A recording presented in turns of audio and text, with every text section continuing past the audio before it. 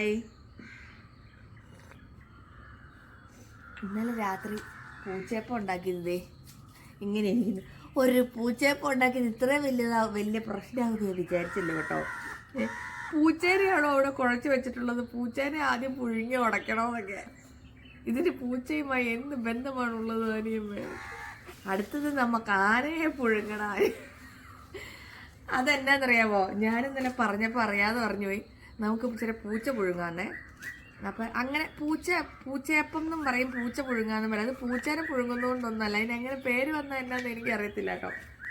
ഈ സാധനം ഏത് കുമ്പിളപ്പം, പിന്നെ ചക്കയപ്പം, പിന്നെ എന്നാ പേര്, പിന്നെ എന്തൊക്കെയോ പേര് എല്ലാവരും പറഞ്ഞു തന്നിട്ടുണ്ട് കേട്ടോ.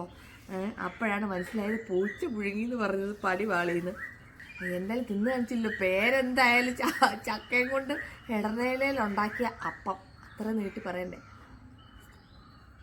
തണുത്ത് കഴിഞ്ഞിട്ട് രാവിലെ എന്നിട്ടൊന്നിരിക്കുക, ചായ എടുക്കുക, കഴിക്കുക. അടിപൊളി പരിപാടി കേട്ടോ.